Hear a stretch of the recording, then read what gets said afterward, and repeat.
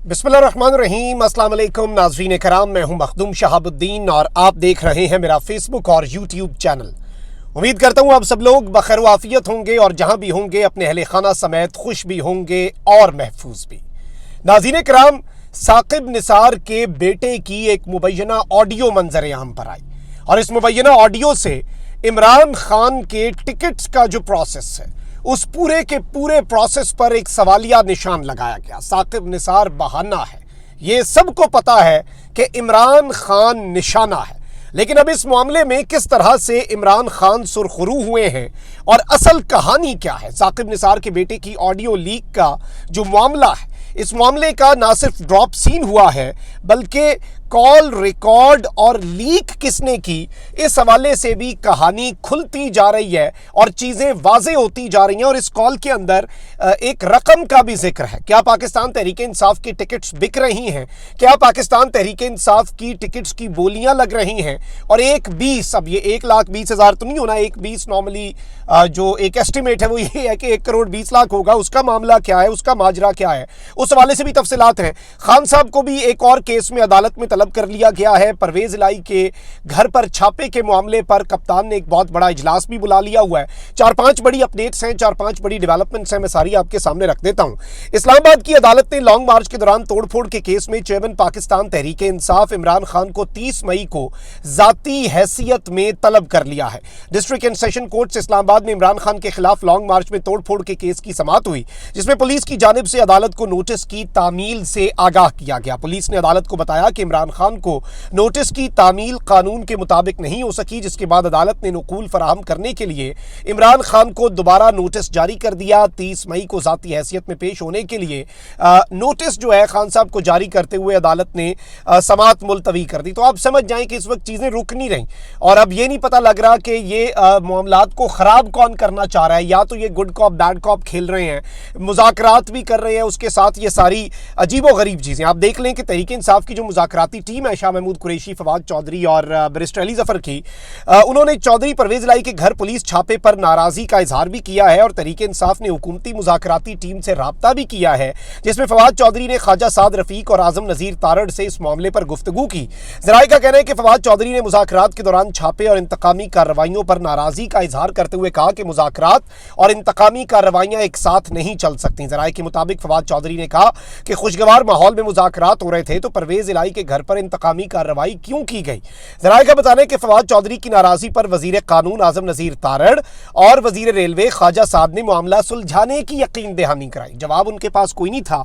अब ये वो अली अमीन गंडापुर की तरह वाले मामले का जवाब ना दे दें, इसी सब के अंदर एक जवाब दिया गया और ये जो जवाब था इस जवाब ने बहुत कुछ वाज़े कर दिया। अली अमीन गंडापुर के वाले से मुज़ाकराती टीम ने जब हुकूमती वफ्द से पूछा तो उन्होंने कहा कि जी आपको पता है कौन गिरफ्तार कर रहा है, कौन अली अमीन गंडापुर को खज्जल कर रहा है, आपको नहीं पता, जैसे हमने नहीं किया। मतलब वो अपनी उससे अब ये नहीं पता कि इस मरतबा ये नून लीग का लंदन ग्रुप है, जरदारी साहब डबल गेम कर रहे हैं क्योंकि मोहसिन नकवी उन्हीं का बच्चा है और वो उसे बच्चा बुलाते भी हैं। अच्छा, अब इमरान खान जो है उनकी ज़ेर सदारत मरकज़ी रहनुमाओं का एक इजलास भी जारी है और खान साहब ने कुछ ही देर के अंदर खिताब भी करना है।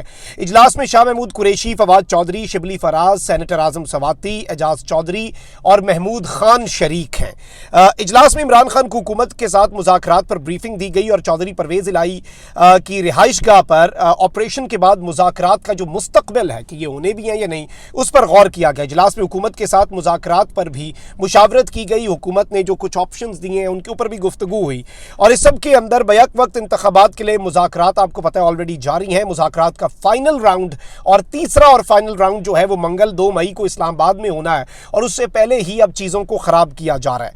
और पाकिस्तान तहरीक इंसाफ के सदर परवेज इलाही के घर पे जो छापा पड़ा, ये एक बड़ी इंपॉर्टेंट और बड़ी अलार्मिंग डेवलपमेंट थी। इसने बहुत से क्वेश्चंस रेज किए थे। अच्छा, वहीं दूसरी जानिब सुप्रीम कोर्ट ने प्रैक्टिस एंड प्रोसीजर बिल के खिलाफ केस समाअत के लिए मुकर्रर कर दिया है। सुप्रीम कोर्ट में चीफ जस्टिस पाकिस्तान उमर अता बंदयाल की सरबराही में 8 रुकनी बेंच 2 मई को केस की समाअत करेगा। यानी चीफ जस्टिस इस मामले पर डटे हुए हैं, उन्होंने इस पर हुक्म इम्तना जारी किया था और अब इसे उड़ाया जा सकता है। ये भी मैं आपको बता दूं, 8 रुकनी बेंच है, 15 टोटल जज हैं, अगर सारे भी डाल देंगे 8-0 से पिछले पे हुक्म इम्तना आया था। चीफ जस्टिस और सुप्रीम कोर्ट की ये अक्सरियत थी, उनका फैसला था। मतलब अगर फुल बेंच भी बन जाता है, फुल कोर्ट भी बन जाती है, तो फिर ये 8-7 की जजमेंट ही रहती है होपफुली। अभी तक की सिचुएशन में यही लग रहा है। सुप्रीम कोर्ट ने attorney general, supreme court bar और पाकिस्तान बार काउंसिल को नोटिस जारी कर दिए हैं। इसके अलावा मुस्लिम लीग नून, पीपल्स पार्टी और तहरीक इंसाफ समेत 9 सियासी जमातें हैं टोटल, जो कि मेन स्ट्रीम की 9 पॉलिटिकल पार्टीज हैं, उन्हें भी नोटिस जारी कर दिए गए हैं। और सुप्रीम कोर्ट ने गुज़श्ता समात पर अदालती इस्लाहात पर अमल दरामद रोक दिया था। ये इसे आप अदालती इस्लाहात कह लें या फिर सुप्रीम कोर्ट के और चीफ जस्टिस के इख्तियारात के ऊपर एक ऐसे वक्त पर जब इख्तलाफात चल रहे हैं, कदगन कह लें, ये सब कुछ कहना मैं समझता हूँ गलत नहीं होगा। अच्छा, वैसे बड़ी हैरत हुई, चौधरी परवेज़ इलाही के घर पर कल छापा मारा गया, घर को तोड़ा गया, घर के अंदर ख़वातीन तक रसाई हासिल की गई, ख़वातीन पुलिस एहलकार जो हैं वो भी सामने खड़ी रहीं और जो आसपास की ख़वातीन, मतलब बड़ी एक वज़ादारी मशहूर थी। यही कुछ आप कह लें कि चौधरी ख़ानदान जो है ना, चौधरी परवेज़ इलाही का, इसमें एक यही बचता था कि जी आला इक़दार है, ख़ानदानी लोग हैं। और चौधरी परवेज़ इलाही को सिला मिल गया ना। इन्होंने पिछले दौर में हमज़ा शहबाज का जो मामलात बने, उसके ऊपर जो केसेस बने, उसमें बहुत इन्होंने कहा कि नहीं भाई बस ठीक है, उतना ही करो जितना बनता है। इन्होंने कोई रगड़ा रोगड़ा नहीं लगने दिया और ये आला इक़दार का सबूत दिया। ऑब्वियसली इनका मुकाबला कमजर्फ दुश्मन से है, लेकिन इस मरतबा कमजर्फ लोग यूं लग रहा है कि इनके अपने खानदान में भी निकल आए हैं। और मैं तो एक्सपेक्ट कर रहा था कि सालिक साहब गैरत का मुजाहरा करेंगे। मेरी फैमिली में किसी के साथ फड्डा है, वो फड्डा अपनी जगह पर है, लेकिन अगर मेरे ही घर के अंदर दाखिल होते हो, बाहर का कोई बंदा दाखिल होता है, भाई वो रेड लाइन है। को रत्ती बराबर गैरत हो ना, जिसमें जो गैरतमंद खुद को कहने के काबिल हो बंदा, वो आपसी इख्तलाफात भूल जाता है। कहता घर का मसला घर में, वो बाद का मसला है, तुम कौन होते हो अंदर आने वाले। हिम्मत नहीं थी, कुछ कर नहीं सकते थे। वही बात है ना, कुर्सी है तुम्हारा, ये जनाजा तो नहीं है, कुछ कर नहीं सकते तो उतर क्यों नहीं जाते। कम से कम इस जगह पे कोई भी ऐसा बंदा होता जिसके अंदर खानदानी इक़दार होती तो वो इस्तीफा दे देता। अच्छा, अब गुज़श्ता रात चौधरी परवेज़ इलाही के घर एंटी करप्शन और पंजाब पुलिस के छापे पर वफाकी वजीर चौधरी सालिक हुसैन ने अपने रद्द अमल का इजहार किया है। और सोशल मीडिया पर जारी बयान में चौधरी सालिक ने अपने हाथों पर जख्म वाली तस्वीर के साथ कुरान पाक की एक आयत शेयर की और लिखा कि रात को पुलिस ने हमारे घर रेड की और घर का दाखिली दरवाजा तोड़ने की कोशिश की। इन्होंने कहा कि पुलिस वालों को बताया कि घर पर वालिद और वालदा के अलावा कोई भी मौजूद नहीं, अगर घर के अंदर दाखिल होने की कोशिश की तो मैं मज़ाहमत करूंगा अपने घर के अंदर। एक और ट्वीट में चौधरी सालिक ने बड़ी दिलचस्प बात की, मतलब घर की खवातीन को अब ये अपनी ट्वीट्स की जीनत भी बनाना शुरू हो चुके हैं और कहते हैं कि परवेज़ इलाही साहब की साली जो मेरी फुप्पो भी हैं, मतलब इनकी फुप्पो और परवेज़ इलाही साहब की अहलिया की जो बहन है, मतलब उनकी परवेज़ इलाही साहब की अहलिया भी इनकी बहन ही है शाह साहब की, और इनकी फुप्पो है सालिक साहब की। तो कहते हैं कि परवेज़ इलाही साहब की जो साली हैं और जो मेरी फुप्पो भी हैं, उन्होंने पुलिस को बताया कि परवेज़ इलाही साहब हमारे घर में मौजूद हैं, तोड़ दो दरवाजा। पुलिस ने जो किया सो किया, लेकिन अपनों ने भी कम नहीं किया। मतलब ये क्या ट्वीट थी, इसका मकसद क्या था। और इस सब के अंदर वैसे मैं आपको ये बता दूं कि इस सारी की सारी सूरत हाल में जो इंपॉर्टेंट चीज़ है वो ये है कि साकिब निसार साहब, क्योंकि ऑडियो लीक्स आ रही है ना, पहले chief justice of Pakistan justice Umar Ata Bandial की सास की एक ऑडियो मुबैना, उसके बाद साकिब निसार साहब की अपनी पीटीआई के एक वकील के साथ ऑडियो। अच्छा, अब जी साकिब निसार साहब के जो बेटे हैं उनके साथ एक ऑडियो आई और ये 2 ऑडियोज हैं। एक है जी टिकट होल्डर हल्का PP 137 से जो अबूजर चद्दड़ हैं, और साकिब निसार के बेटे हैं नजम साकिब जो कि खुद भी एक वकील हैं, और ये इनके साथ भी। अच्छा, इसके अलावा एक और ऑडियो जो है ये मियाँ उज़ैर से इनकी गुफ्तगू हो रही है। ये दोनों लोग कौन हैं और ये मामला क्या है, ये माजरा क्या है। ये जो चद्दड़ साहब हैं अबूजर, इन्हें टिकट नहीं मिली और इन्होंने फिर रिव्यू किया।